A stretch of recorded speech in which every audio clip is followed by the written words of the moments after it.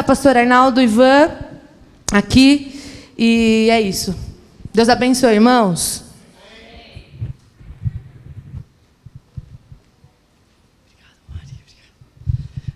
Bom dia, amada igreja, tudo bem? Já chegando passando, né? No grito aí. Ai, quantas coisas, você percebeu tudo que Deus está fazendo? Você percebeu? Você ficou assim, meu Deus, já mês de janeiro, ainda, não, começou o mês de fevereiro, mas já tem tudo isso. Pois é, Deus está nos desconstruindo para nos construir segundo seus propósitos e seu pensamento para esse 2024. E nós, como equipe de pastores, nós não queremos que você fique de fora. Então, por favor, mergulhe junto com a gente, que tem algo novo e especial vindo de Deus para essa igreja. Amém? E, gente, estamos aqui não porque já aconteceu tanta coisa nesse curto tempo de 2023 e parte de 2024, né? Tantas coisas Deus permitiu que acontecesse para a gente crescer, principalmente nós, né, amor, como casal, como pessoas, como indivíduo. E Deus construiu tantas coisas e desconstruiu tantas outras, continua fazendo, né? E vocês fazem parte de tudo isso, vocês fazem parte de toda essa história, cada um de vocês, né? E assim, tem experiências que falam assim que você não sabe como expressar elas, não sabe se chorar muito ou dar risada, você não sabe o que fazer. Mas vocês aprendem a descansar e falar assim, Deus, faz a tua vontade.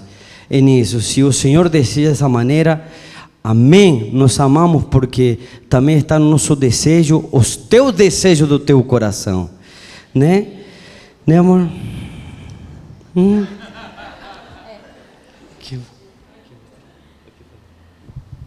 Oi, gente.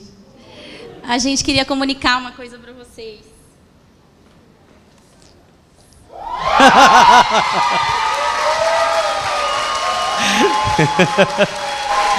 Pois é.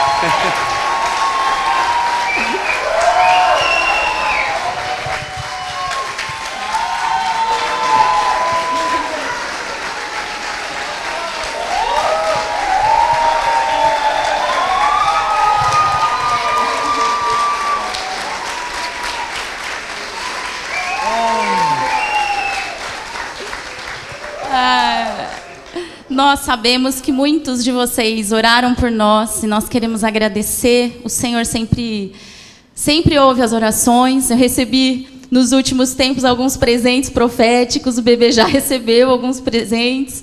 E a gente queria comunicar a vocês que são nossa família, que o Senhor resolveu esse ano abalar todas as estruturas, né?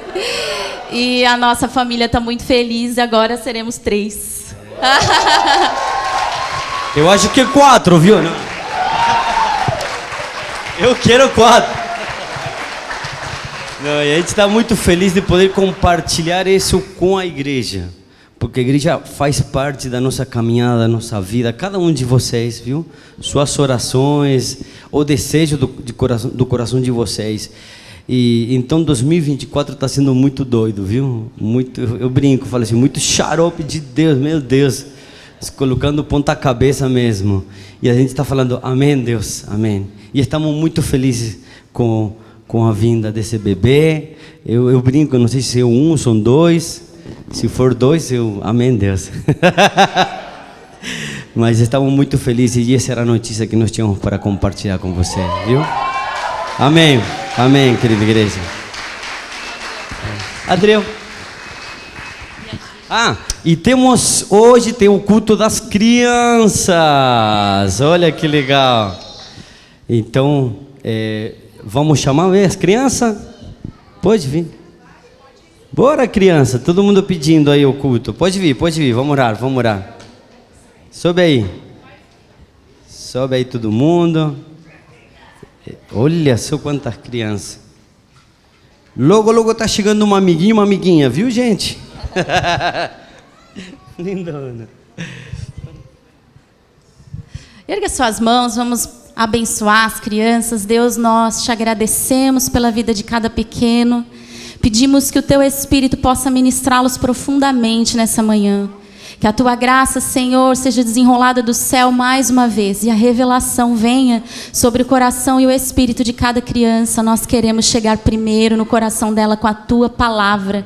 Que o Senhor encontre morada aqui, Senhor. Que a sua presença seja o primeiro encontro deles. Nós abençoamos os professores essa manhã. Que a tua graça possa transbordar através deles, em nome de Jesus. Amém. Amém. Gi. Vamos orar pelo casal, igreja? Fica de pé comigo, vamos abençoá-los.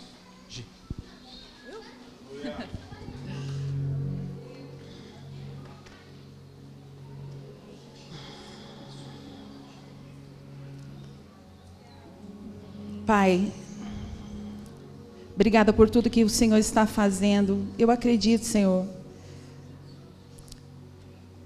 Eu acredito que o que está acontecendo aqui, que nós estamos vendo aqui, Senhor, é um sinal físico daquilo que o Senhor está fazendo no mundo espiritual. Primeiro você vai, o Senhor limpa o útero, você prepara o nosso interior e depois você gera. E eu acredito, eu sinto isso no meu espírito. Que o que nós estamos vendo aqui, Senhor, é um sinal do que o Senhor está movendo em relação ao ambiente desse lugar, o ambiente desta casa que você está gerando. Você está limpando úteros. Você está limpando úteros. E o Senhor está preparando todo ventre, Senhor. São muitas pessoas que o Senhor vai trazer para este lugar, para ter o seu ventre, o lugar onde o Senhor cria, onde o Senhor diz, haja, onde o Senhor libera a palavra, e o impossível, o improvável, repentinamente acontece na vida das pessoas. Nós te agradecemos por esse sinal físico, esse sinal que os nossos olhos estão vendo do que o Senhor está fazendo. Obrigada pela vida da Vani, do Arnaldo, porque todas as vezes que existe um ventre à disposição, existe alguém por detrás que se dispôs a morrer, se dispôs a abrir mão. Sempre foi assim. Então, Senhor, nós queremos desde já, essa criança, Senhor, nós já estamos, ela já é sua. Ela é sua. É uma criança que vai andar muito. É uma criança que não vai ficar só nessa nação, ela vai para muitos lugares, muitos lugares, muitos lugares. E nós queremos pedir a proteção do Senhor sobre a gestação dessa criança, sobre a chegada dessa criança, porque todas as vezes que vem um mover profético de Deus, existe uma perseguição. Mas nós não precisamos temer como nós ouvimos, porque tu és o Deus, o mesmo que estava se movendo sobre Jesus, o mesmo que se movia sobre Moisés, é o Deus que está sobre a vida dessa criança, desse profeta de Deus, Pai, que eu sinto no Espírito, Pai, uma criança estratégica para a tua glória e para a tua honra, Pai. E nós queremos te agradecer por tudo que o Senhor está fazendo na vida do Arnaldo, na vida da Vani, na vida dessa igreja, no útero espiritual de cada um de nós que estamos aqui, que decidimos morrer, que decidimos entregar os nossos ventres para que o teu Espírito gere dentro de nós, gere dentro de nós. Então nós te agradecemos por esse tempo, por esse start de Deus sobre esta casa, esse start de Deus sobre a vida da Vani, sobre a vida do Arnaldo e tudo aquilo que o Senhor vai fazer, em nome de Jesus, amém. Amém. Eu estou profetizando já. Oh, meu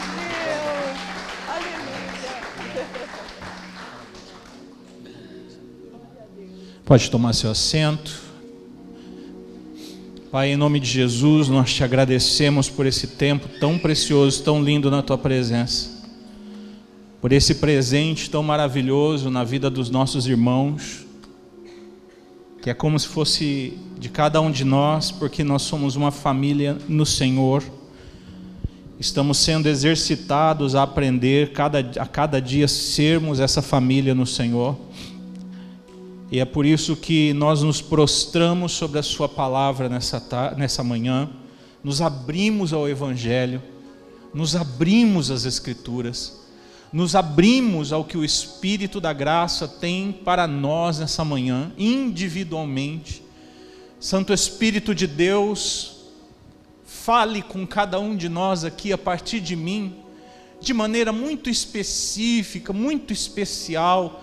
Transforma as palavras que eu falo daqui em verdades eternas, reveladas na realidade, na história de cada um de nós nessa manhã.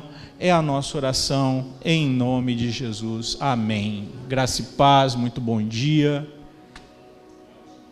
Graça e paz. Abra sua Bíblia, por favor. Primeiro livro de Samuel, capítulo de número 17, a partir do versículo 12. 1 de Samuel, capítulo 17, versículo 12. Estava aqui orando pelo Arnaldo e a Vanessa, com as mãos sobre eles, e estava pensando quantas vezes nesse meu caminho eu desejei ter um pai espiritual, um homem que me protegesse, um casal que fosse referência para mim, andasse na minha frente. Mas foram poucas vezes que isso aconteceu, pouquíssimas vezes na nossa jornada, não é, Gisele? E por muitos momentos isso foi uma grande carência no meu coração, me dava uma sensação assim de que eu não era apto, de que tinha alguma coisa faltando em mim. Demorou muito para eu entender que isso era só carência. E carência não é algo que pode modelar a sua vida. Carência tem que ser vencida na cruz. Você tem que aprender. Porque não vai adiantar você ficar chorando, Deus não vai te dar aquilo que Ele não te deu, porque você ficou parado na vida chorando, lamentando. Ah, por que aconteceu isso comigo? Ah, por que aquilo não deu certo? Não adianta, isso é carência. Carência precisa ser vencida no amadurecimento. Porque hoje nós entendemos que muito daquilo que Deus não nos permitiu viver é a chave mais importante para a gente poder oferecer. Eu vou repetir porque talvez você não entendeu. A maior parte daquilo que Deus não nos permitiu viver, não ter, é a chave dentro de nós para a gente entender o que nós precisamos oferecer. Amém? Então tenha discernimento sobre a sua vida, para você não viver preso ao seu passado, aquilo que você não teve e não tem, enquanto Deus está querendo fazer de você algo que a partir da sua dor, da sua perda, do seu não ter, seja transformado em uma ferramenta poderosa nas mãos do Senhor. Amém? Essa é a história de Davi, parte da história do rei Davi, todo mundo conhece, até quem não é crente conhece, nossos visitantes minimamente conhecem. É um personagem da história, não é? Ele é uma espécie de lenda, uma espécie de saga para todas as pessoas do mundo cristão. Para nós ele é um exemplo, e cada um de nós aqui nessa manhã que vai ouvir essa reflexão é Davi. Então tome essa palavra para você. Ela diz sobre você, não importa se você é filho mais novo, se te esqueceram na vida, não é disso que eu estou falando. É daquilo que Deus descobriu nesse homem, lapidou nesse homem, e da mesma maneira, guardadas as devidas proporções, Deus quer estabelecer e quer gerar na tua vida. Amém? Mas deixa eu alertar você antes de começar a falar. É uma mensagem que parece fácil, mas ela não é. Não porque eu vou usar palavras rebuscadas, não porque é um entendimento muito complexo, mas porque será um desafio para você aplicar a sua vida. Nós vamos falar sobre as armaduras de Saul, ou a armadura de Saul que Davi não pôde usar. É sobre isso que eu quero refletir. E isso significa para cada um de nós coisas muito diferentes. E algumas dessas armaduras que podem estar sobre você hoje, pesando sobre você, você incorporou tão profundamente que você se confunde com ela. São papéis, são traumas que você abraçou, são dores que você abraçou, que se tornaram tão parte de você, que pensar em não pôr mais, vai ser muito difícil.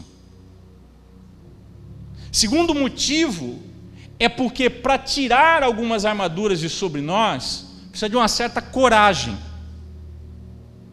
Coragem de ser exposto. Coragem de se expor. Coragem de sentir um tipo de vergonha, porque você construiu certa identidade, que é na verdade um impostor em você, que está matando o que Deus tem na tua vida. Você está percebendo isso, e talvez hoje o Espírito Santo clareie um pouco mais para você, mas deixar isso para trás, deixar ir embora, vai ser um desafio muito grande. Então eu oro antes de começar a pregar, anunciando o final da mensagem de antemão, para que Deus nos dê graça. Porque uma coisa é você vir dar um tapa nas minhas costas e falar, que pregação maravilhosa. Outra coisa é você sair daqui com um encargo sobre a sua vida, e sem ninguém fazer carinho em você, dizer que tudo vai dar certo, proteger você, você enfrentar o medo, a perda, a dificuldade, para se tornar aquilo que Deus está querendo que você se torne.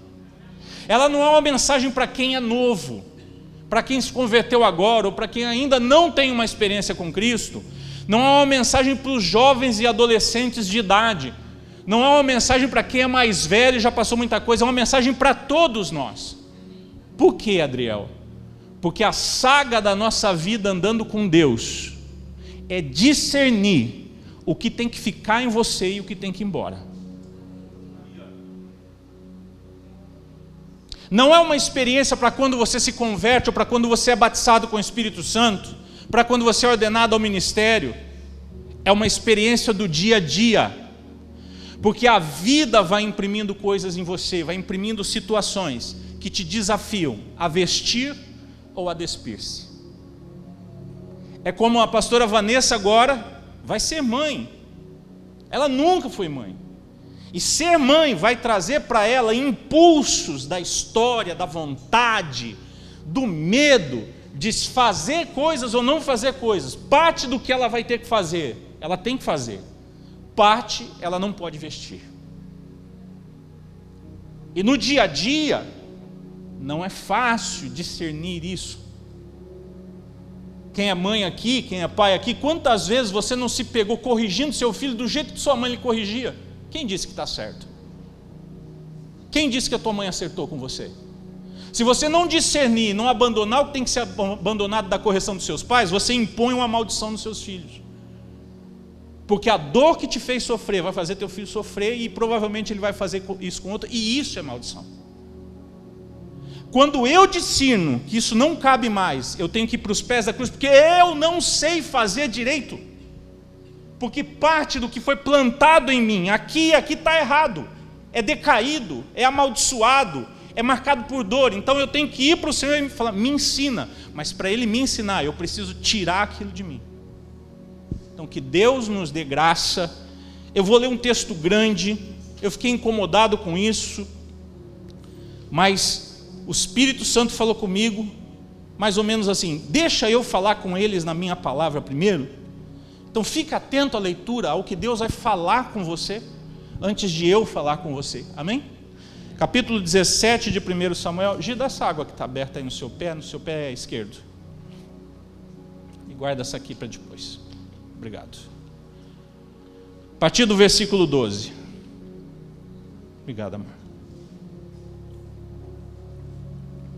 Davi era filho daquele efrateu de Belém, de Judá, cujo nome era Jessé, e tinha 8 filhos.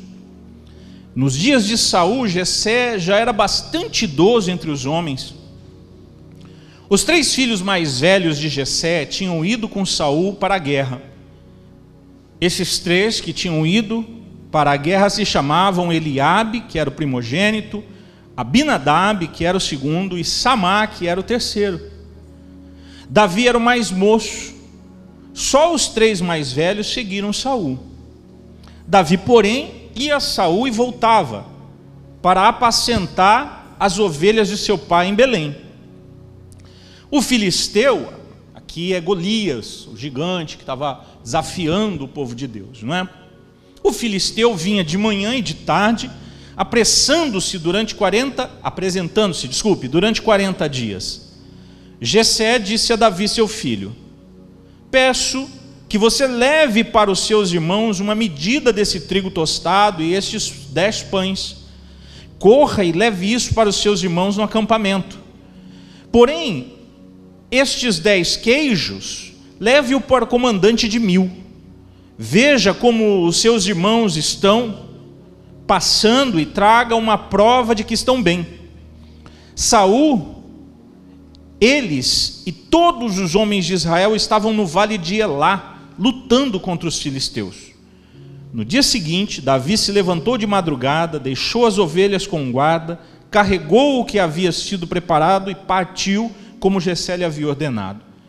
Chegou ao acampamento quando as tropas ainda estavam saindo para colocar-se em ordem de combate e aos gritos chamavam para a batalha. Os israelitas e filisteus se puseram em ordem, fileira contra fileira. Davi deixou o que havia trazido aos cuidados do guarda, da bagagem, e correu para a batalha. Quando chegou lá, perguntou a seus irmãos se estavam bem.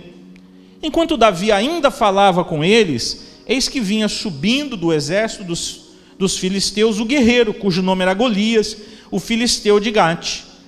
E falou as mesmas coisas que havia falado anteriormente, e Davi as escutou. Todos os israelitas, vendo aquele homem, fugiam dele, com muito medo, e diziam uns aos outros: vocês viram aquele homem? Ele veio para afrontar Israel. O rei dará muitas riquezas para quem matar aquele homem.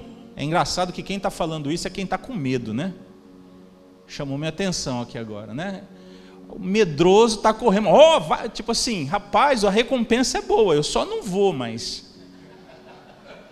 Meu Deus, lembre-se que isso é sobre você, tá? Não é sobre quem está do teu lado, não. Também lhe dará a filha em casamento, e a casa de seu pai isentará de impostos em Israel. Então Davi perguntou aos homens que estavam com ele: o que será dado ao homem que matar esse filisteu e livrar Israel de tal afronta? Quem é esse filisteu incircunciso para confrontar o exército do Deus vivo? E o povo lhe repetiu as mesmas palavras, dizendo: é isso que será dado ao homem que o matar. Eliabe, o irmão mais velho, ouviu Davi falando com aqueles homens, ficou irado com Davi e disse: por que você veio para cá? E com quem você deixou aquelas poucas ovelhas no deserto? Sei que você é presunçoso e mau. Você veio aqui para ver a batalha. Davi respondeu: o que foi que eu fiz agora? Apenas fiz uma pergunta. Então Davi se desviou dele na direção de outro e fez a mesma pergunta. E o povo lhe deu a mesma resposta de antes. Alguns homens que tinham ouvido as palavras de Davi foram anunciá-las a Saul, que mandou chamar Davi. Davi disse a Saul: que ninguém desanime por causa dele. Este seu servo irá e lutará contra aquele filisteu. Porém Saul lhe disse: você não poderá ir contra este filisteu para lutar com ele. Você ainda é muito jovem e ele é guerreiro desde a sua mocidade. Davi respondeu: este teu servo apacentava as ovelhas do seu pai.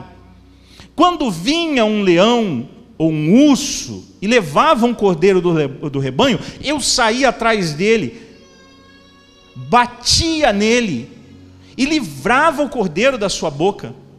Se ele se levantava contra mim, eu o agarrava pela barba e o golpeava até matá-lo. Este seu servo matou tanto um leão quanto um urso, este filisteu incircunciso será como um deles, porque afrontou os exércitos do Deus vivo. E Davi continuou: o Senhor me livrou das garras do leão e das garras do urso, ele me livrará das mãos desse filisteu. Então Saul disse a Davi: vá, e que o Senhor esteja com você. Saul vestiu Davi com a sua própria armadura, pôs um capacete de bronze na cabeça dele e o vestiu com uma couraça. Davi cingiu a espada sobre a armadura e tentou andar, pois jamais havia usado aquilo, mas disse a Saul: eu não posso andar com isto, porque nunca usei. E Davi tirou aquilo de sobre si, pegou o seu cajado na mão, escolheu 5 pedras lisas do ribeiro e as pôs no alforje de pastor que trazia consigo, e com a sua funda na mão foi em direção ao filisteu. Amém. Até aqui, bendita seja a palavra do Senhor. Irmã, não tinha problema algum com a armadura de Saul. A armadura de Saul era provavelmente a maior honraria que alguém poderia receber. É a armadura do rei. Provavelmente a melhor armadura, a mais forte. Qualquer guerreiro, qualquer um dos irmãos de Davi que fossem lutar e recebessem isso, lutariam sentindo-se profundamente honrado.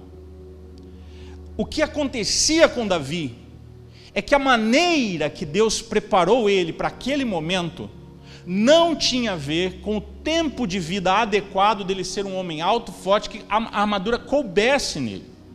Provavelmente, se Davi tivesse ali seus 30 anos, já treinado fisicamente, essa experiência seria completamente diferente. Não sabemos, a Bíblia não diz. Mas o problema é que ele é um menino, ele é um jovem, estimamos aí que entre 15 e 25 anos no máximo. Ele é ainda franzino, ele não tem a força, a composição física de um homem feito. E aquela armadura, e Saul, nós sabemos pela história bíblica que Saul era muito alto. Ele se destacava entre os israelitas como um dos homens mais altos da terra. Então a armadura de Saul era para um homem daquela composição. Então quando chega o momento de Davi atuar no palco da sua história e fazer algo ali para o Senhor e para o seu povo, aquilo que ele tinha que fazer, a forma com a qual Deus preparou Davi, não tinha nada a ver com o que Saul vivia. Preste atenção. A história de Davi era outra. As coisas pelas quais ele passou eram diferentes. Diferentes inclusive dos seus irmãos que estão ali lutando. Nós conhecemos a história. Davi era um menino esquecido lá na casa do seu pai, que quando Samuel chegou e falou: tem um rei nessa casa, tem alguém com um propósito diante de Deus aqui, e Deus me mandou aqui para separá-lo para esse propósito. Ninguém pensou em Davi, porque tudo indicava que não era o tempo. Alguns especulam que Davi fosse rejeitado até pelo próprio pai, por isso que não é chamado. Bom, a Bíblia não diz isso. O fato é que nem o pai lembrou dele. E isso fica ali na trave, porque entra aqueles homens todos aparentemente prontos, e Samuel olha, e cadê a voz de Deus? E não tem. E Samuel olha e fala: Jessé, você não tem mais nenhum filho não, porque não é nenhum desses. Imagina a agonia de Samuel, porque ele tem uma palavra de Deus, ela está vibrando dentro dele, precisa derramar aquela palavra, precisa derramar aquele azeite, mas o que Jessé apresenta para ele não corresponde. Então Samuel reage, e aí aquilo toca o pai de Davi e fala: tem um menino ainda, todo mundo conhece a história, e vão buscá-lo. Quando aquele garoto franzino entra, Deus fala: é esse aí. Então Deus já tinha preparado Davi antes dele sequer ser reconhecido pela família, porque o que Davi tinha estava dentro dele. As experiências que Davi viveu lá no campo, pastoreando ovelhas, que ele conta aqui, ele não contou para ninguém, ou talvez contou, mas ninguém acreditou. Ou seja, Deus escolheu um caminho para forjar Davi que ninguém participou dele. Não significa que foi um caminho melhor do que de ninguém, porque imagina, você acha que era algo extraordinário ser pastor de ovelhas? Não era. Era uma tarefa extremamente trivial. Você se recorda quando os anjos desceram do céu para anunciar a chegada do Messias? Eles encontraram pastores, mas não é porque não tinha ninguém mais importante. É o contrário. O que o evangelista está narrando ali é que Deus começou de baixo para cima. Ele não foi no palácio, ele não foi no templo anunciar para o sacerdote que está lá todo indumentado, vivendo a experiência dele. Se boa, se ruim é outra história. Mas Deus vem por baixo e vai anunciar para quem não tinha teologia, para quem não fez seminário, para quem não foi escolhido para nada. Está lá apacentando ovelha, mas é ele que vê o anjo. E isso está por toda a Escritura. Deus não começa por cima, Deus não tem protocolo com as vaidades humanas.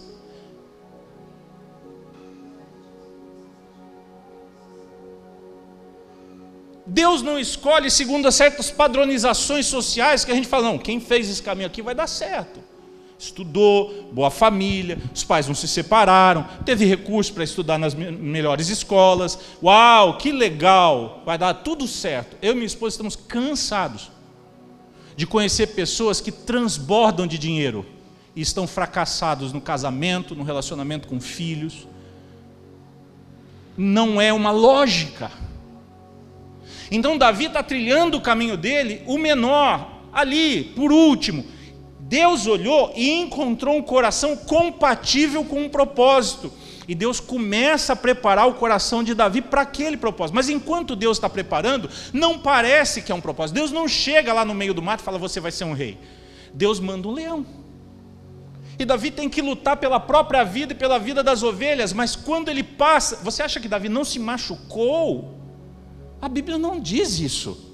Que ele foi lá e rasgou o leão no meio com 2 dedos. Diz que ele se expôs a própria vida, onde ninguém via, ninguém fazia selfie para Instagram, ninguém olhava. Eu contei para vocês aqui, acho que contei aqui a experiência da missionária Thelma, que pediu para nós para limpar a igreja, só que ela fechava a porta depois de limpar, subia no púlpito e pregava para as cadeiras. Ela fez 70 anos de idade ontem.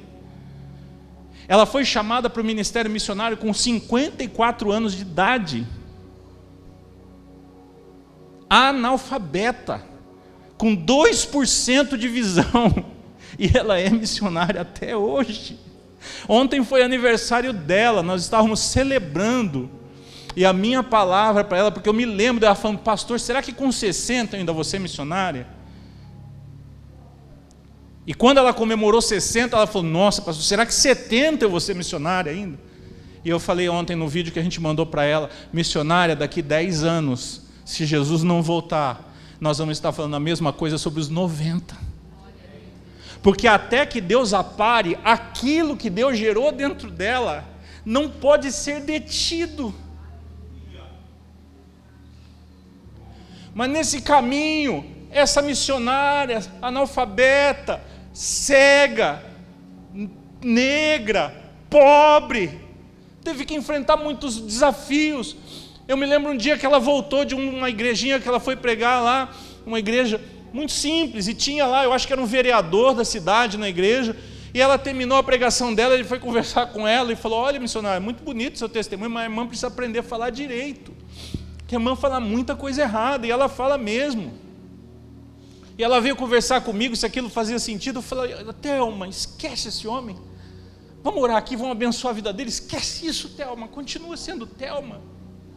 Porque ela mal consegue ler a Bíblia, irmãos. Porque ela é cega, ela encosta, eu já vi isso, ela encosta a Bíblia assim para poder ler. E dói os nervos ópticos dela. Ela tem que ficar ouvindo a Bíblia por CD, por aplicativo. Então imagina se essa mulher, no seu caminho com Deus, ela vai olhar para os outros, ela vai olhar para mim, nossa, mas eu preciso ser igual ao pastor Adriel, eu preciso fazer teologia, meu Deus, ou então ela diz assim, eu nunca vou alcançar o que Deus tem para mim, por quê? Porque me aconteceu isso, porque me aconteceu aquilo, porque eu não estudei. Enquanto Deus está chamando ela para olhar para dentro dela, olha o que eu estou fazendo na sua vida. Mas Senhor, Eu olho para dentro da minha vida, eu só vejo dor. Eu olho para a minha vida, eu só vejo perda. Eu olho para a minha vida e eu só vejo fracasso. Lembra do que eu falei aqui logo após orar pelo Arnaldo e a Vanessa? Sabe por que a gente se sente assim? Porque quando nós olhamos para a nossa experiência, nós não olhamos e não perguntamos o que Deus quer fazer com ela. Nós olhamos para a nossa experiência e olhamos para o outro e dizemos, com ele não aconteceu isso. Ele não passou pelas coisas que eu passei. Então, eu nunca vou conseguir chegar aonde a Gisele chegou. Porque eu não sou igual. Aí a gente começa um processo interno de comparação. A gente fica se medindo pelas pessoas. E esse vai ser um dos maiores problemas da nossa vida com Deus. Todo o tempo nós estamos nos medindo por aquilo que está fora de nós. Todo o tempo nós estamos olhando para o pastor, nós estamos olhando para o pregador, nós estamos olhando para o casal bem-sucedido, nós estamos olhando para o nosso irmão, nós estamos olhando para o nosso chefe no trabalho, para o dono da empresa, nós estamos olhando para quem tem mais dinheiro do que nós. Todo o tempo, a nossa agonia, quase o tempo inteiro, é saber se nós somos alguma coisa, olhando para quem está fora, para aquilo que está fora de nós, para quem está perto de nós. É por isso que quando você vê muitas vezes uma pessoa bem-sucedida em algo, você fica triste. Você já sentiu inveja de alguém? Você já chegou a sentir inveja de um homem melhor do que você, de um pastor melhor do que você, do que um marido melhor do que você? Aquela sensação assim como se você fosse tão pequenininho, quando você ouve o que ele fala, ah, se eu tivesse feito diferente, ah, se eu fizesse igual o Adriel fez, puxa vida, Deus me usaria mais, ah, meu filho seria uma pessoa melhor, se eu não tivesse repetido os erros do meu pai, para falar algo que eu estava dizendo? Eu não lembro se eu estava dizendo. Eu acho que eu orei pela Vanessa. Minha palavra de oração por ela aqui foi que este filho, ou essa filha, se bem que eu fiquei foi só eu que fiquei na dúvida, com aquela roupinha azul aqui? Não é? Eu orei por ela porque o meu sentimento no Senhor aqui é que essa criança, ela vem para reescrever muito da história dessa família. Então, a minha palavra para eles foi: cuida dele como Maria e José cuidaram do Messias. Era só um bebezinho, mas havia toda uma potência de vida ali. Você carrega algo dentro de você, querido. Você carrega uma potência de Deus dentro de você. Não significa que você vai ser grande, que você vai ser pregador famoso, que você vai ser rico, mas você carrega alguma coisa que Deus plantou em você quando nem você via. Deus forjou o coração de Davi quando Davi ainda achava que o destino dele era ser pastor. Talvez Davi olhava para aquilo e como a gente sabe que ele adorava a Deus, ele vencia as batalhas pelo rebanho, talvez na cabeça do Davi a vida dele fosse ser pastor de ovelhas. Mas na verdade isso não é importante. A Escritura diz que Deus encontrou no coração de Davi tudo que ele precisava para dar para Israel alguém que pudesse aproximar o povo de Deus do seu Deus. Ele olha para o coração daquele menino e aquilo captura Deus, e Deus fala: uau, é isso que eu quero. E todo o processo de vida vai ser para modelar Davi num testemunho daquilo que Deus queria. Mas quando você olha a vida do Davi, você não vê um cara que deu certo em tudo. Pelo amor de Deus, irmãos, talvez ninguém fez mais atrapalhada do que Davi. Eu costumo dizer, e já disse isso aqui, eu me lembro de ter dito isso aqui uma vez, que se eu, Adriel, fizesse o que Davi fez, vocês nunca mais me deixariam subir nesse púlpito, provavelmente. Porque ele matou, ele traiu, ele fez o pior do pior. Não se trata daquilo que Davi fez, se trata daquilo que Deus estava construindo no coração dele. Deus está construindo algo no teu coração, mas você não vê. Deus quer fazer de você uma pessoa que brilhe com a sua graça e com a sua glória, mas você não enxerga. Ao invés disso, na maior parte do tempo, você se deprecia, você se sente vencido, você se sente vencida, você se sentou em cima da sua frustração. Você fica repetindo na sua cabeça, vez após vez, que para você não dá certo, que não vai ser você, que você não tem o que precisa. E quando Deus fala com você que você precisa abandonar, você se recusa, porque é mais confortável para nós ficar se intitulando derrotado do que enfrentarmos o que a gente tem que enfrentar para se tornar o que Deus quer de nós. A gente olha para Davi tirando aquela armadura e a gente pensa que ele ia dizer, não, isso aqui não é para mim. Mas não é assim, irmãos. Se Davi fosse grande o suficiente, talvez a experiência tivesse sido outra. Se você não tivesse passado pelas coisas que você já passou, talvez você dissesse outra coisa sobre você. Pois é, mas você não passou. Você não é o outro. Você não é a outra. Você não é o menino rico que você admira. Você não é o pastor famoso que você gostaria de ser. Você não é o homem que não errou, que você acha que poderia ter sido. Você é você. Está aí, Deus nunca te rejeitou pelo que você é, mas você se rejeita. É muito triste, porque quando você trabalha com vidas, como nós trabalhamos, os pastores, pastor Marcos, que está ali no fundo, você vê pessoas que você tenta ajudar elas a ir para um lugar, porque você olha, você discerne e você tenta ajudá-la a se desvencilhar e ir para um lugar. Ela não quer. Não é que ela não consegue, ela não quer. Porque ela se convenceu em algum lugar dentro dela que não dá mais. Ela se convenceu que não é possível. Ela se convenceu que ela não é aquilo. As estruturas mentais que formam as nossas armaduras, elas são muito poderosas. As estruturas mentais que nos convencem a ficar no lugar onde nós estamos, são muito fortes. E nós precisamos da graça de Deus para sair desses lugares.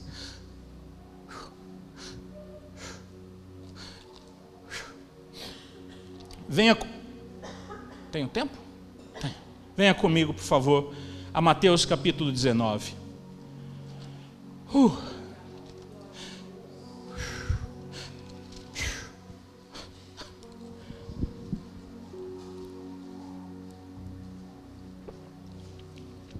A partir... Tem um lencinho de papel aí fácil?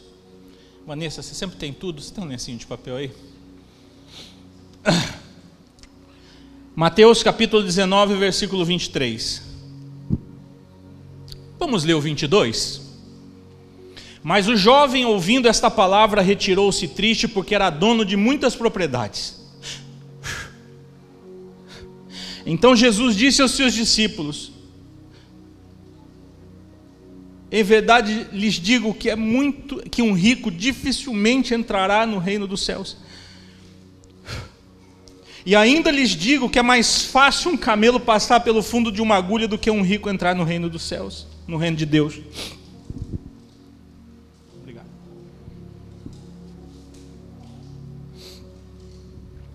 Ouvindo isso, presta atenção. Ouvindo isso, os discípulos ficaram admirados. Aqui é uma tradução fraca. Eles ficaram assustados. Eles ficaram impactados. Essa é a melhor palavra.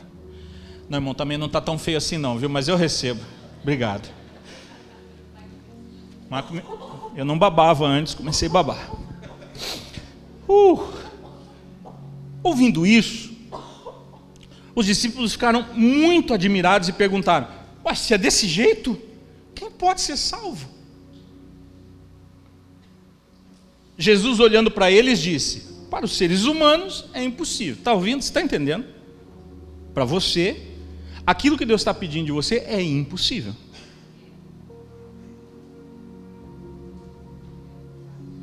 Mas para Deus, tudo é possível. Para Deus, tudo é possível. Oh Deus, quebra em mim toda a resistência que eu tenho para acreditar no teu poder. Quebra na tua igreja, nesse homem, nessa mulher, toda batalha, todo o poder das estruturas mentais que o dificultam a acreditar que o Senhor pode aquilo que Ele não pode, que ela não pode, Espírito Santo. Para Deus tudo é possível. Então, presta atenção, Pedro tomando a palavra disse: Senhor, nós deixamos tudo. Associe isso aqui ao jovem rico, tá? Ele está pensando no... O Pedro não está ouvindo nada de que Deus é possível. Pedro ficou preso no jovem rico. E você vai perceber. Nós deixamos tudo e seguimos o Senhor. Que será então de nós? Ele quer saber o seguinte. O Zé Mané lá, imagina, eles estão olhando e tem um moço indo embora com a cabeça baixa. Diz a Escritura que quando ele recebe a palavra de Deus, ele fica muito triste. Abaixa a cabeça. E Deus está rasgando ele por dentro. Você lê isso e você acha assim, desviado, pecador, miserável. Não, querido. Deus levantou um sarrafo dentro daquele menino. E ele ficou triste como você fica triste quando você olha para você e diz que não vai dar. Você não sabe o fim desse garoto. Você acha que ele foi para o inferno? Você não sabe. Porque há uma tristeza, diz Paulo, que é segundo Deus. E ela opera arrependimento. Então o problema é que aquele menino tinha uma fome de Deus, uma sede de Deus. Ele já cumpriu os mandamentos, Júnior. Ele fazia tudo direitinho, ele conhecia toda a doutrina. Ele era hábil, ele não pecava, ele não traía a mulher, aquilo não satisfazia ele. Ele tinha alguma coisa dentro dele que falava, não é isso ainda. E ele não sabe, então ele vê Jesus tratando as prostitutas como ninguém tratava, tratando os enfermos como ninguém tratava, tratando o pobre como ninguém tratava. Não é possível. Em vez desse cara ir lá para a plataforma, ele vai lá para a esquina, servir os outros, tem alguma coisa diferente. Ele só não contava que para ser igual a Jesus ia pôr para ele um desafio de abandono, uma armadura que ele não sabia como tirar. Então ele vai embora triste. Enquanto ele está indo ali, Deus está fazendo coisa naquele menino. Pedro olha e fala, danou. Porque esse Zé Mané aí, esse adorador de Mamon, Jesus falou que gente igual a ele vai ser muito difícil entrar no reino dos céus. Aí Pedro faz as contas e fala assim, pô, mas, André, eu deixei tudo, cara. Então assim, eu não tenho muita coisa, mas eu deixei. Está lá minha mulher em casa com raiva porque eu não gero mais finança para casa, nós estamos sobrevivendo de oferta. Cara, eu estou andando com esse cara aqui, com esse homem aqui, está todo mundo falando mal dele, mas eu estou aqui, né, na pegada. Assiste o Chosen, né? Estou aqui, eu sou o cara, eu vou organizar o ministério de Jesus. E eu deixei tudo. Aí ele olha para Jesus e fala, então, Senhor, faz a matemática da vida da gente.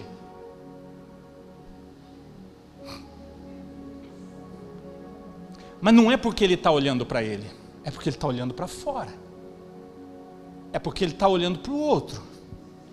Tem muita gente que está em pé, não porque ele entendeu o caminho da graça, ele está em pé porque ele não quer ser igual ao outro.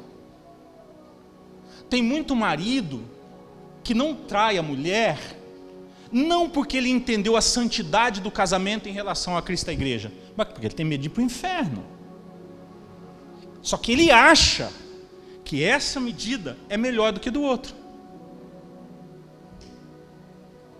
Você vai entender melhor isso? Eu não vou ler se você ler a parábola seguinte. Mas vamos lá, vamos caminhar, a gente chega nela. Nós deixamos tudo, o que será de nós? Verso 28, Jesus respondeu, em verdade lhes digo, na regeneração, quando o Filho do Homem se assentar no trono da sua glória, vocês que me seguem também se assentarão em 12 tronos para julgar as 12 tribos de Israel. Há uma promessa de vitória aqui. Assim também há uma promessa de vitória sobre todos nós que estamos aqui. Aleluia por isso. Glória a Deus por sua graça. Verso 29. E todo aquele que tiver deixado, aí Jesus põe outro sarrafo: casa, irmãos, irmãs, pai, mãe, filhos ou campos, por causa do meu nome, receberá muitas vezes mais e herdará a vida eterna. Porém, e aqui está a chave do Pedro, porém, muitos primeiros serão últimos, e muitos últimos serão primeiros. E aí, para Jesus nos ajudar a entender, ele vai contar uma parábola, essa verdade, ele vai contar uma parábola sobre gente que foi contratada pela manhã por 100, depois contratada ao meio-dia por 100, e depois 5 da tarde, trabalhou 1 horinha só e recebeu o mesmo que o outro que trabalhou o dia inteiro. Esse mistério, ninguém toma das mãos de Deus. Ninguém põe coroa na cabeça de ninguém antes da hora. Ninguém leva ninguém a uma certa plenitude em Deus, se ele não se dispuser a entender, deixar cair dos seus ombros o que não tem que ficar sobre ele, e entrar pela porta da graça. Pedro está olhando para o jovem rico e está dizendo assim: Senhor, diz para mim se eu sou melhor ou pior do que ele. Diz para mim se eu estou mais perto de você. Porque esse é o nosso mal. Eu já falei, vou repetir para você: a gente quer medir o nosso êxito pela vida dos outros. A gente quer medir se a gente está bem ou mal com Deus pela vida de quem a gente acha que é espiritual. E você não sabe absolutamente nada sobre a vida de quem está do seu lado. Você, marido, não sabe muita coisa sobre a vida da sua mulher, e você, mulher, não sabe muita coisa sobre a vida do seu marido, porque há lugares dentro de nós que um não ajuda o outro. E enquanto a gente não decide individualmente entrar nesses lugares e conhecer a Deus nas sombras mais escuras das cavernas da nossa alma, Ele não alcança aquelas áreas, mas pacientemente Ele fica nos esperando, nem que a gente tenha que ser o último.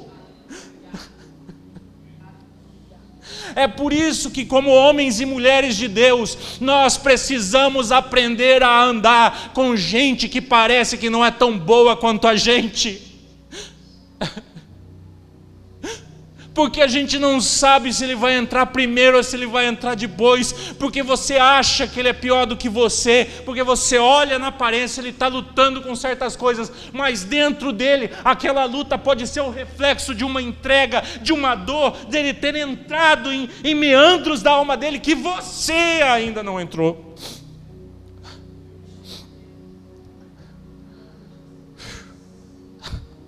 Quando você chega em Lucas capítulo 22,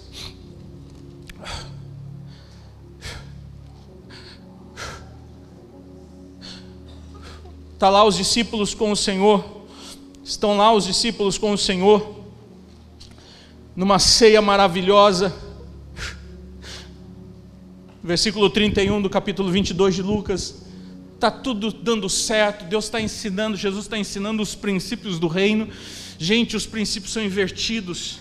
Então, se vocês estão querendo essa maioridade espiritual, se vocês estão querendo esse crescimento, se vocês estão percebendo que eu estou trazendo notoriedade para a vida de vocês, se desloque dos lugares de aparente volume, de aparente brilho, e vão para onde as pessoas não te enxergam, porque o maior entre vocês é aquele que está debaixo carregando peso, não é quem está em cima no holofote. Essa palavra é legal de escutar, mas talvez seja mais difícil de praticar, porque tudo que nós queremos na vida é aquilo que a gente chama de sucesso. Seja no ministério, seja no casamento, seja nas finanças, em qualquer área da tua vida você quer sucesso, eu também quero. Só que o nosso padrão de sucesso é equivocado, porque ele é o padrão dos reinos desse mundo, da lógica instrumental desse mundo, que sucesso é o que aparentemente está dando certo. Pedro está olhando para o jovem rico, e ele tem uma trava, ele tem uma armadura sobre ele nas finanças. E Jesus olha e fala: gente desse jeito dificilmente alcança o padrão que esse moço está querendo alcançar do reino. E Pedro está olhando e só está vendo nele o total. Só que esse moço carregava virtudes que Pedro não estava nem perto de carregar.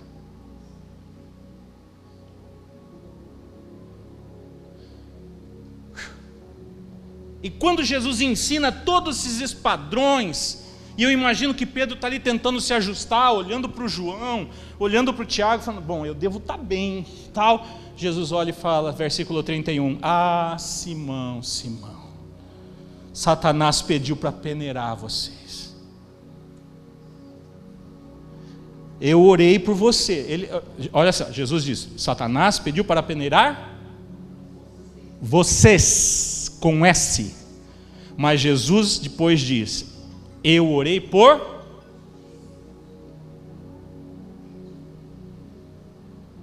Percebeu? Porque naquela peneira, nem todo mundo ia passar do mesmo jeito. Eu orei por você, Simão, para que a tua fé não desfaleça. Você vai ser levado, Simão, a um extremo que você não imagina. Eu vou espremer você, eu vou permitir que você seja espremido num nível. Por que, Senhor? Porque se eu não te espremer, você não conhece a tua verdade. Se eu não te espremer, se eu não te permitir que Satanás te peneire, você vai continuar acreditando que você é o que você não é. Você está iludido, Simão. Você está achando que você está entre os 3 melhores, mas você não está. Você está achando que você é melhor do que aquele jovem rico, mas você não é. Eu vou precisar permitir que a tua vida seja espremida, Simão, para você conseguir enxergar o que você precisa enxergar. Aleluia, né, irmãos? Mas não é fácil ser exprimido por Deus, não. Está sendo exprimido aí? Está sendo exprimido. Será que como eu, você olha para uma área da tua vida e fala, por que, Senhor? Por que eu nunca consegui ter um pastor que cuidasse de mim? Por que, Senhor, que eu passei por tanta dor do ministério? Por que, Senhor, que eu fui tão prejudicado pelo sistema eclesiástico? Por que, Senhor? Irmãos, eu carreguei isso quase 20 anos da minha vida, até que um dia eu precisei sentar no banco e falar, Gisele, minha filha, olha aqui, eu estou entregando essa pergunta, você nunca mais vai me ouvir voltar nesse lugar. Eu não quero mais saber o porquê. Eu não quero mais que Deus me responda. Eu estou entregando a minha angústia nessa área. Você nunca mais. Eu preciso de uma pedra de testemunho, porque eu sei que na minha fraqueza, a minha alma quer uma armadurazinha para eu pôr. Ela quer lá o ministério de sucesso, porque eu não consigo me satisfazer com aquilo que Deus está fazendo da minha vida, porque eu olho para os caminhos de dificuldade, eu acho que Deus não está comigo neles.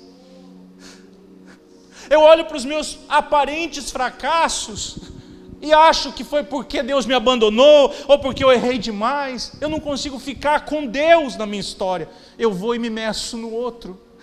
Quantas vezes, irmãos, ver pastores bem-sucedidos foi difícil para mim, de olhar e falar, pô, será que se eu não tivesse feito tal coisa, eu estava no mesmo lugar que ele? Mas quem disse que Deus me quer no mesmo lugar que ele? Presta atenção, por que eu quero a armadura do meu irmão? Por que eu quero aquilo que deu certo para o outro, e não me conformo com aquilo que Deus está fazendo na minha vida? Eu não sei, está entranhado nas nossas naturezas, na nossa natureza, e é por isso que eu disse para você de antemão, vai ser muito difícil você agarrar o que Deus está te dando aqui hoje, e sair buscando, executando, porque você vai ser tentado de todas as formas que você nem imagina, a ficar no lugar que você está, porque é mais fácil ficar sentado lambendo tua ferida, do que se expor diante de Deus e dizer, termina o que você começou na minha vida. Eu quero ser importante para o Senhor, não para as pessoas. Eu quero ser coerente com aquilo que um dia você deu para mim, porque todos nós um dia fomos um Davizinho, que Deus encontrou nosso coração. Ele não encontrou nossas habilidades, Ele não encontrou a nossa genética, Ele não encontrou se a gente era filho de pastor ou não era. Ele olhou para nós, Ele nos enxergou. Mas quando você chega no capítulo 21 de João, e eu vou terminar aqui, eu teria muita mais coisa para repartir com vocês. daquilo que Deus está enchendo o meu coração nesses dias, mas não é possível, fica para um outro dia. Capítulo 21 do Evangelho de João, último capítulo de João. Se você achou Atos, venha voltando devagarzinho, que você vai chegar no capítulo 21, no versículo 20. Só para contextualizar, aquela palavra de Jesus, de Lucas 22, levou Pedro para um lugar, talvez o lugar mais amargo da vida dele, de negar Jesus, e sair, ir embora, falar, chega, acabou, não vou tentar mais. Achei que eu estava no top 3, achei que eu já era quase um Pablo Marçal.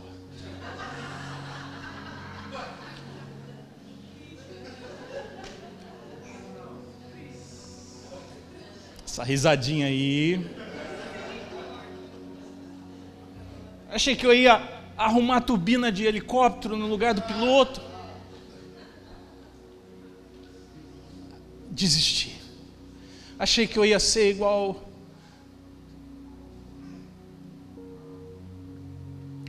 sei lá, pastor Márcio Valadão, Luiz Hermínio. Achei que eu ia ser aquela mulher de Deus que tem 200 mil seguidoras, que faz live para 5 mil pessoas e todo mundo fica mandando mensagenzinha de como que você é querida, como que você é abençoada. Tudo isso, irmãos, tudo isso, essa necessidade de proeminência, fala a respeito da nossa carência. É só a carência. Quando você se encontrar nesse lugar de ficar perguntando por que o casamento dela é melhor do que o meu, carência. Você quer ser igual a ela, porque você não consegue ficar com Deus no teu caminho. Porque Ele está querendo ensinar você o que não dá certo em você, mas os seus olhos estão tão fechados, que é mais fácil a armadilha da comparação. Entenda. Pedro nega Jesus, irmão. Volta para a profissão dele. Não tem nada de errado na pescaria. Ele poderia ser o apóstolo dos pescadores. Não tem nada de errado. Assim como a armadura de Saul não tinha nada de errado. O problema não era pescar, mas é que quando ele volta a pescar, ele está tentando apagar o que Deus está querendo escrever. Seguir o caminho do teu pai é muitas vezes tentar fugir do teu, porque você não tem coragem de enfrentá-lo. Dizer para você mesma que Deus te chamou para o celibato pode ser só o reflexo dos traumas dos teus antepassados. Você tem medo de ser mulher, ser esposa, porque é difícil mesmo. Pensar em se casar, garoto, para satisfazer, para dizer assim, agora eu posso transar, não vou precisar fazer outra coisa, é só um esconderijo para não enfrentar o fato de que você precisa amadurecer, não só na sexualidade, mas que você é um menino que, ao fazer isso, ao tentar cair sobre uma mulher sexualmente, você só está com saudade da sua mãe.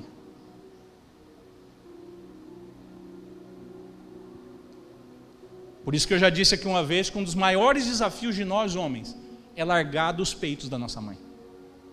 É por isso que muitos maridos, muitos esposos se escondem atrás do êxito, da força, da resolutividade da sua esposa. Porque aqui dentro ele ainda é um menino que precisa ser protegido. Depois de Pedro passar tudo isso, Jesus tem intercedido por ele, para ele não ser destruído. Jesus vai buscar ele naquela praia, vai orientar ele, vai botar ele no lugar. Sabe por quê, irmãos? Pergunta para mim, por quê? Porque Deus sempre nos busca. Ele sempre nos busca.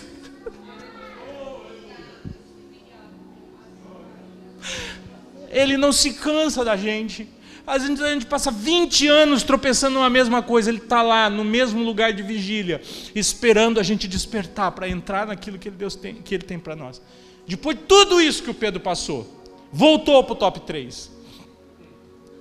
Diz o versículo 15: depois de terem comido, Jesus perguntou a Simão: você me ama? Vamos para frente, irmãos. Eu não quero ler isso não, é o 20.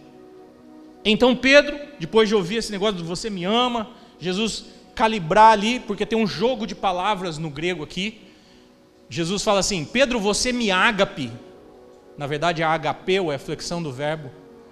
E ele fala: Senhor, eu te filéu. É como se Jesus dissesse: você me ama de verdade? E ele responde: eu te considero como um amigo. Pedro, você me ama profundamente? Pedro fala: eu te amo como um amigo. Aí Jesus na terceira vai: você me ama como um amigo?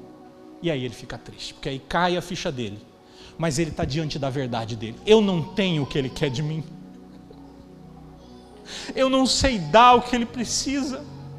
Eu não sou realmente o cara das multidões. Eu não sou realmente quem eu pensava que eu era, mas ali Pedro está tendo um encontro com a verdade. Irmão, tudo que Deus precisa de nós é um encontro com a nossa verdade, sem medo de olhar para ela e saber que a gente é só aquilo mesmo. Mas depois de tudo isso, Pedro, olha irmão, Pedro, meu pastor costuma dizer, pastor Juscelio, que ele admira Paulo, mas se identifica com Pedro. Acho que não é só ele não, né?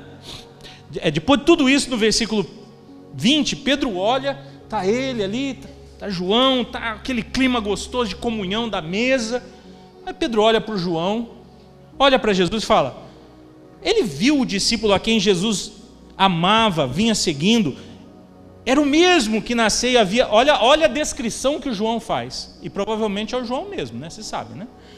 Então Pedro, voltando, viu, João fala de si na terceira pessoa, viu que o discípulo a quem Jesus, tipo assim, Jesus ama mais Pedro do que João, né? Contrário, ama mais João do que Pedro. Era o mesmo que na ceia reclinava a cabeça no peito de Jesus para perguntar: Senhor, quem é o traidor? Ao ver João, Pedro não resiste. Ao ver João, ele pergunta: Senhor, e o cara aí?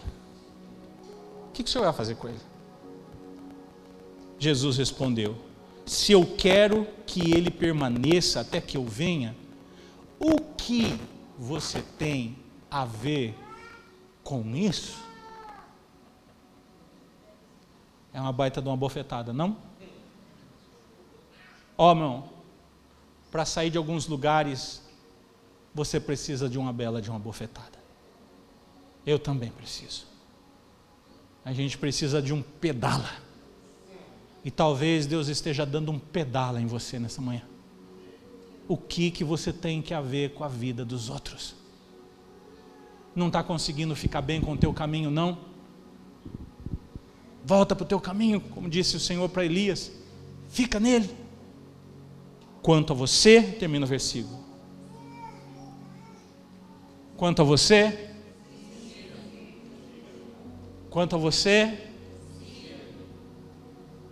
o que você acha de nós seguirmos o Senhor Jesus para dentro?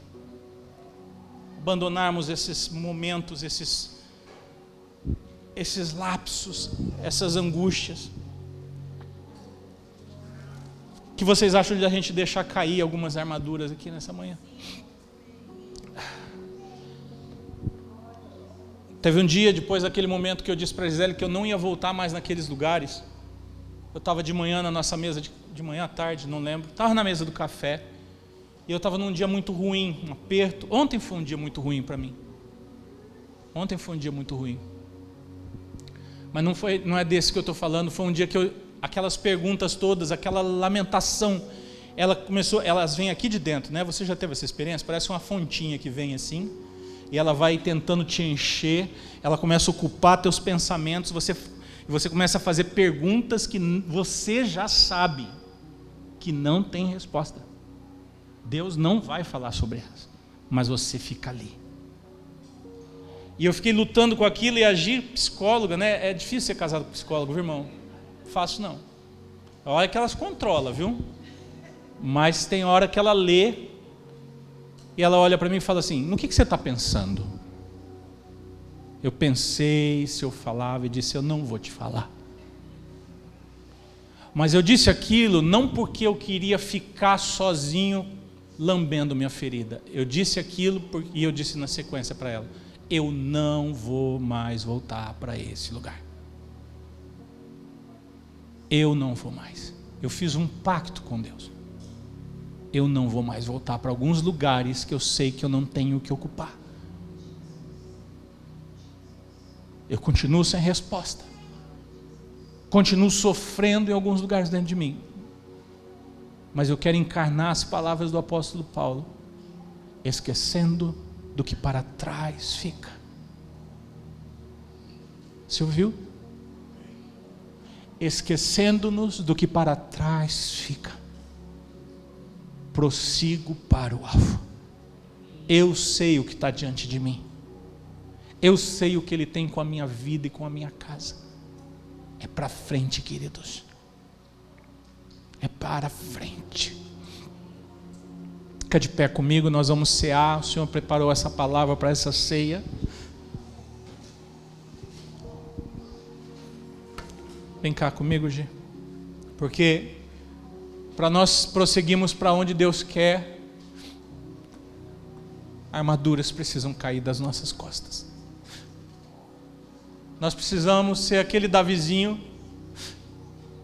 que confia mais no que Deus fez dentro dele do que naquilo que ele pode parecer para as pessoas. Irmãos, hoje eu vou deixar vocês fazerem a ceia do jeito certo, tá? Não vou atrapalhar vocês. Mas antes de cearmos, vocês sabem, nós estamos ante o corpo e o sangue do Senhor, representados legitimamente no suco da vide e no pão. Corpo e sangue do Senhor, participação nele. Capítulo 6 de João, ele disse: porque se vocês comerem de mim e beberem de mim, vocês vão viver por mim. E você sabe que ele não estava falando de comer o pedaço de pão, nem tomar o suco da vide. Ele estava falando de uma participação na realidade do Cristo.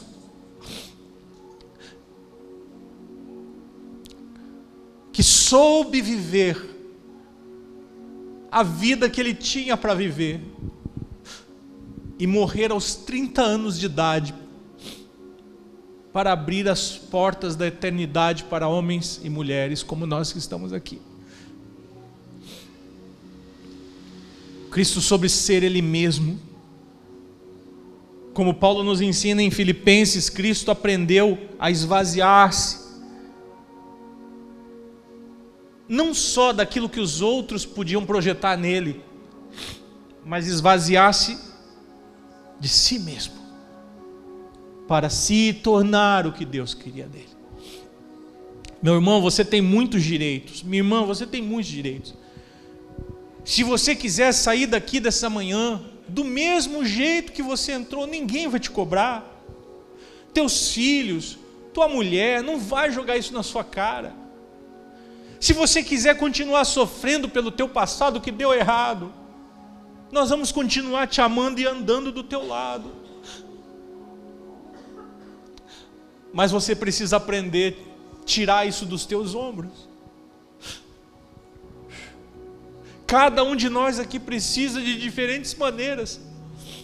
Porque como eu disse no começo dessa mensagem, nós vamos passar a nossa vida tentando discernir o que nós temos que colocar sobre nós e o que nós temos que lançar fora. Não é fácil. A vida vai te causando traumas. Você faz uma leitura do trauma e abraça uma certa dor, uma certa conclusão. E aí Deus vem e fala: joga isso fora. Só que Ele não te dá outra perspectiva. Ele manda você ficar sem nada e aprender com Ele. Quando eu entendi que o caminho que eu trilhei no ministério com o Senhor era diferente dos meus irmãos, de alguns homens que eu admiro, e que eu precisava me contentar com aquilo, eu tenho me procurado tornar o melhor que eu posso naquilo que Deus me deu. Mas todos os dias eu sou tentado a me medir. Às vezes alguém chega em mim e fala: Adriel, você tinha que estar pregando para multidões. Eu não tinha que estar pregando para multidões, irmãos. Se eu tivesse, Deus tinha me posto. Eu tenho que fazer o que eu estou fazendo.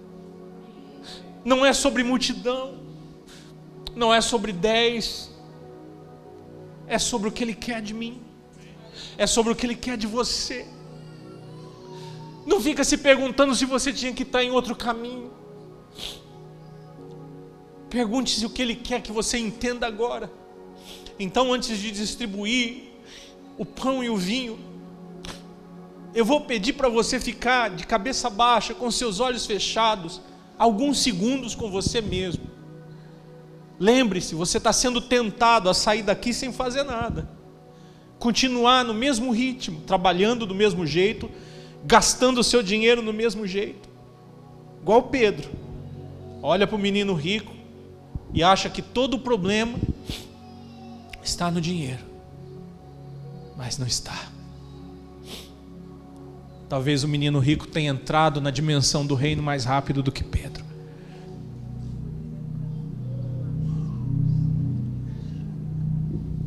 Glória a Deus. Vamos entregar o pão e o cálice, por favor. Peço que você espere para nós participarmos juntos. Agita repetindo as palavras de uma canção aqui enquanto ora, que diz: importa que ele cresça além de toda a sombra que a gente projetou. Nós oramos para que o Senhor nos revele todas as nossas sombras nessa manhã, ou pelo menos algumas delas, as mais importantes. Conheça as suas sombras.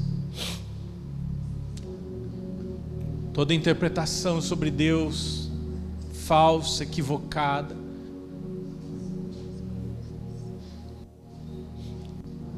que o Senhor jogue luz sobre toda a sombra nessa manhã.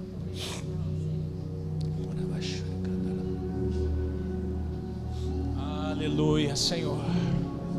Espírito de Deus, faz o sobrenatural nessa manhã sobre nós. Mexe nossas entranhas, Espírito Santo. Ajusta, alinha, libera, corrige. Ministérios deformados.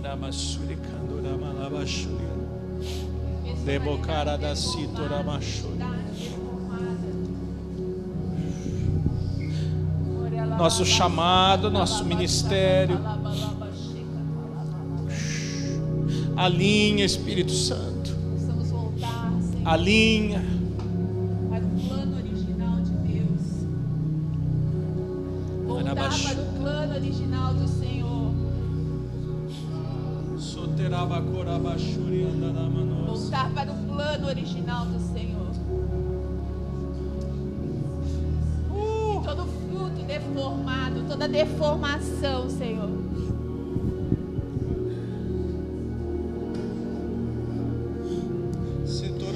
toda deformação, Senhor, da mente caída, Pai. Toda deformação, Senhor. Toda influência desse mundo, desse tempo, do Deus desse século que tem cegado a nossa mentalidade, Senhor.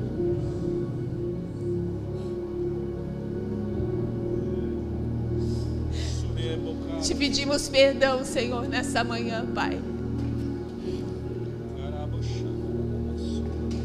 Lava-nos, nos limpa com esse sangue bendito, Senhor.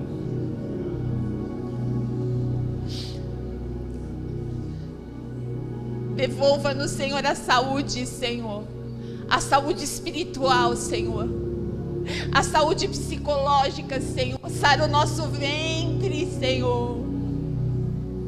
Para que nós possamos gerar frutos que venham de Ti, Senhor. Sara o nosso ventre, Senhor. Limpa o nosso ventre, Senhor. Cura o nosso ventre. Cura. Cura, que esse sangue poderoso de Jesus alinhe a nossa visão sobre a Tua vontade, sobre o Teu querer. Olhamos para a cruz. Oh, aleluia. Ventres saudáveis para gerar a Tua vontade, homens e mulheres saudáveis para gerar e fazer a Tua vontade, fazer o Teu querer, Senhor. Homens e mulheres que estejam prontos para entregar, homens e mulheres que estejam prontos para renunciar. Gera em nós Nós somos como Pedro, Senhor. Mas nós queremos te pedir, Senhor, assim como o Senhor trabalhou na vida dele com graça e misericórdia, e quando ele percebeu que ele era a opção menos provável, o Senhor disse para ele: então vai e apacenta, vai e faz aquilo que eu tenho na tua vida. Pega a tua funda e vai. Oh Deus, nos ajude a voltar para o plano original. Nos ajude a voltar. Toda a sombra que projetamos, Senhor, dissipa nessa manhã, por favor, em nossas vidas, Pai. Nós nos reconciliamos com o Senhor, com a tua vontade, com o teu querer original em nossas vidas, Senhor. Nós voltamos para esse lugar nessa manhã de reconciliação, de reconexão, Senhor, com a tua vontade, com aquilo que o Senhor tem para nós, para que somente o teu nome seja glorificado. Em nome de Jesus. Obrigada, Senhor. Porque eu recebi do Senhor o que também lhes entreguei, que o Senhor Jesus, na noite em que foi traído, pegou um pão e, tendo dado graças, o partiu e disse: este é o meu corpo que é dado por vocês, façam isso em memória de mim. Do mesmo modo, depois da ceia, pegou também o cálice, dizendo: este cálice é a nova aliança no meu sangue. Façam isso todas as vezes que o beberem em memória de mim. Porque todas as vezes que comerem este pão e beberem este cálice, vocês anunciam a morte do Senhor até que Ele venha. Pai, nós te apresentamos esse pedaço de pão e esse suco da uva que está em nossas mãos, como símbolo do teu corpo, do teu sangue, como elementos que testificam da comunhão que nós temos com o Senhor. Nessa manhã, ao participarmos desse ato tão precioso para nós, tua igreja, nós te pedimos: entre mais fundo em nós, fala para nós verdades, como o Senhor disse para Pedro, mesmo que tenhamos que saber que seremos peneirados, para poder depois voltar,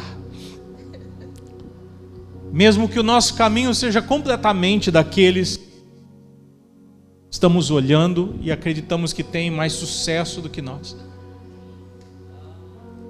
não importa, mesmo que o nosso lugar na mesa seja o último lugar, que como Pedro, nós vejamos muita gente entrar primeiro que a gente, herdar primeiro que a gente, alcançar mais misericórdia do que a gente, prosperar mais do que nós. Nessa manhã, nós queremos alcançar um lugar no qual nós não te julgamos mais por aquilo que nos acontece ou deixa de acontecer. E queremos tirar nossas armaduras, tudo aquilo que trouxemos sobre nós, no nosso ímpeto, na nossa fuga, na nossa dor, na nossa frustração, tudo aquilo que tentamos construir em nós, que o Senhor não queria.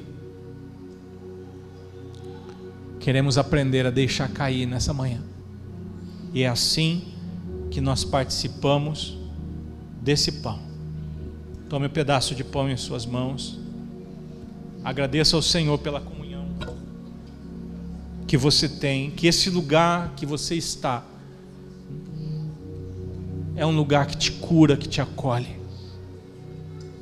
Todos somos atraídos a uma mesa na qual aquele que a preside foi, é e sempre será quem mais deu, quem mais entregou. E que juntos, cada um de nós, na nossa medida, possamos entregar, viver para Ele o melhor que nós podemos. Participe do pão, tenha comunhão com o teu Deus.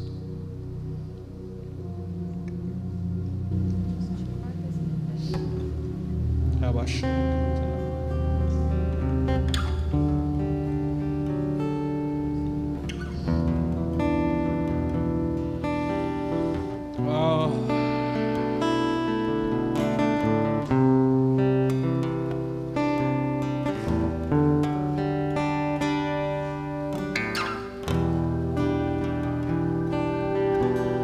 Tome agora esse cálice.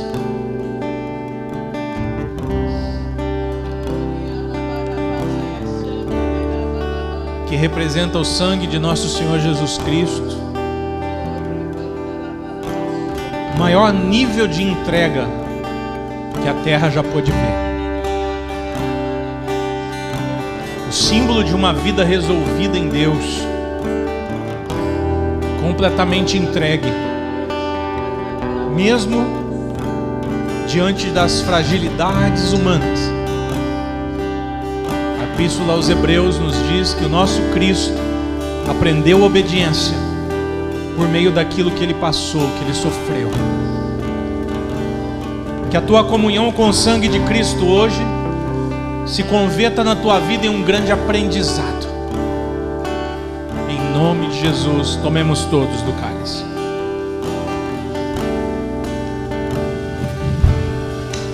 Deus, te agradecemos por essa manhã tão preciosa que o Senhor nos propôs nesse dia. Obrigado, Pai, por nos dar essa oportunidade de ouvir a Tua palavra, por nos ensinar nessa jornada da vida. Obrigado, Jesus. Obrigado, Pai. Obrigado.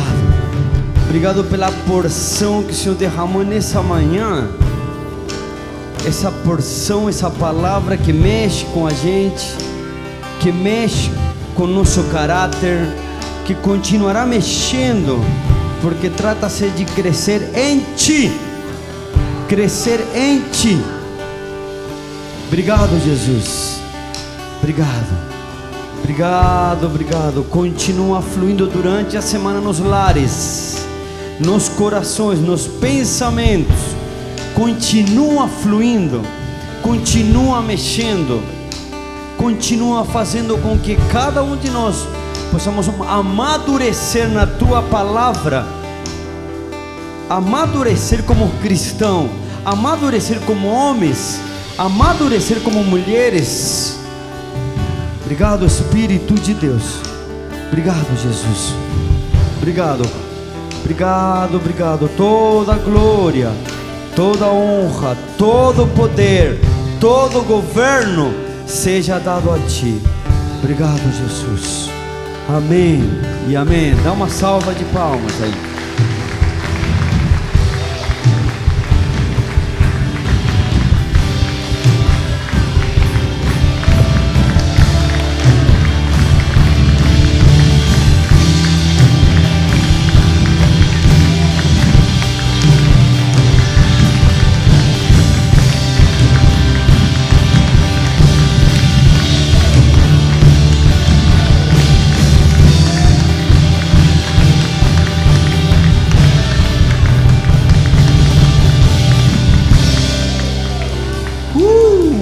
Amém.